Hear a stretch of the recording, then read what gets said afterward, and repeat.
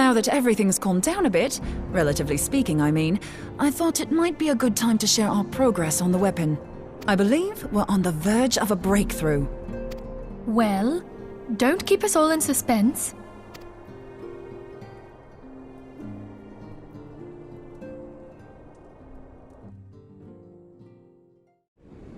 Just in case anyone's forgotten, let's start by reviewing what we already know. So, an ascian is an immortal because its soul doesn't return to the ethereal realm when its host is defeated. Instead, it flees to the place that lies between our world and the void. Therefore, the first step to permanently defeating an ascian is preventing its soul from making this journey. And if you recall, when we last gathered here, I had verified that white auracite has adequate capacity to entrap the beings, albeit only briefly. Which left the small matter of their extermination. Aye. To unmake an ascian soul, one must needs smite it with a concentrated burst, or blade, of purest ether. However, we wanted for both the data and the means to forge such a weapon. Short of experimenting on an actual ascian, you see, there's no way to gauge how much ether its soul is made of. As such, we don't know what etheric density our blade needs to have in order for it to work. So we'll just have to make the densest blade we can and hope for the best. Though that would require a lot of ether. Hang on a minute! Why didn't we think of this before? White auracite can hold an absolute heap of ether, can't it? Please tell me you're joking. God's sakes, Ida. I feel as though I'm reliving the same scene over and over with you. How many times do you need to be told that white auracite cannot store ether for long periods? Being intangible matter, ether is given to dispersion. Only in its crystallized form is it a stable source of energy. I will test you later on this, so see to it you do not forget. Right, yes. It's all coming back to me. So our hopes rest on good old crystals again, do they? While they are certainly reliable, they leave something to be desired in the area of portability. Indeed. I am reminded of the quantity of corrupted crystals required to thwart Leviathan, and the extraordinary lengths to which the Lamentsons went to transport them. What if it should prove that a similar quantity was needed to destroy an ascian's soul? Or still more? I do not envy the poor sod who has to lug all of that around, on the off chance that an ascian appears. That's the very problem we set out to solve. And I reckon we've found the answer. If it isn't practical to lug around the ether we need, we'll just have to draw upon another source. And the only viable source is the land. If you mean to tap the Great River of Ether, know that it will entail considerable risk. Meddling with the currents may well induce a surge like to the one which despoiled Moenbryda. Give me a bit more credit, will you? Why would we need to tap the river when there are veritable reservoirs jutting out all over the land? I speak of corrupted crystals. It might be that their aspect is out of balance, but a crystal's a crystal. It contains ether, and we can help ourselves to it. While corrupted crystals are indeed abundant, there is no guarantee that they will be in close proximity at a crucial moment.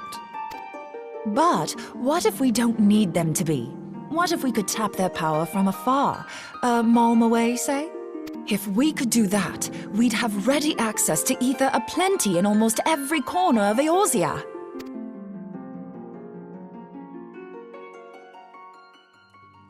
I've yet to put my theories to the proof, but I've got a good feeling about this. If no one has any objections, I'd like to see where this avenue leads. If you think it worth your while, you have my blessing. But tell us, what are your theories? I, for one, am most eager to understand the process, however vaguely.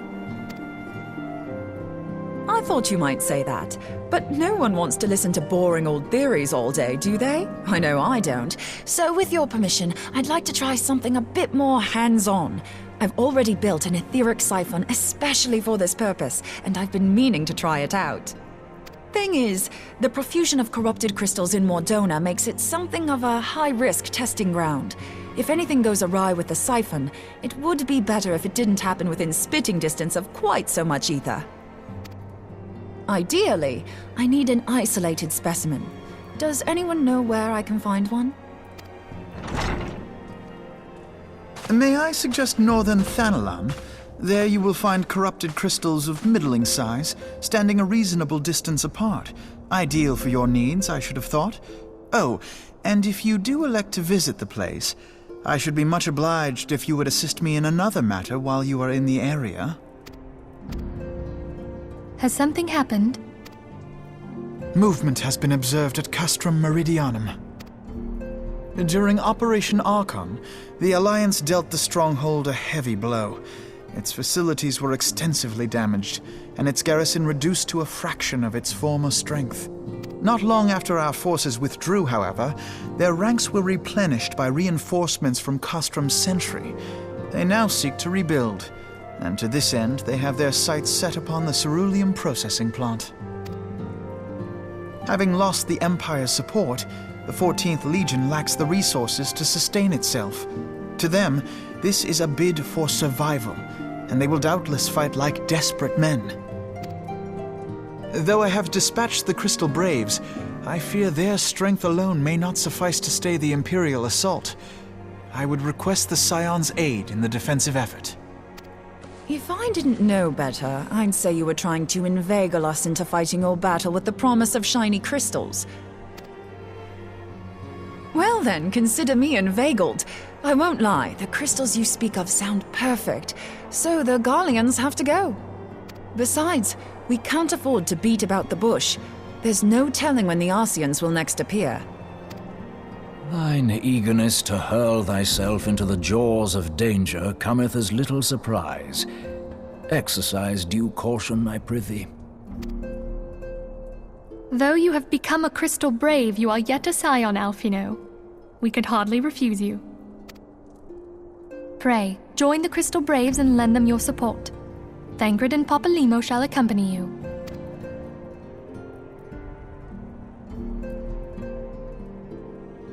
Ida and Y'shtola, in the meantime I would have you assist Moenbryda.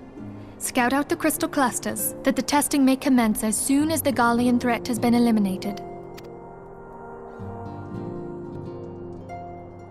If it please you, I shall continue mine own experiments on white auracite. Thank you, Urianger. Everyone, pray see to your preparations and depart as soon as you are able. Go well, and be safe.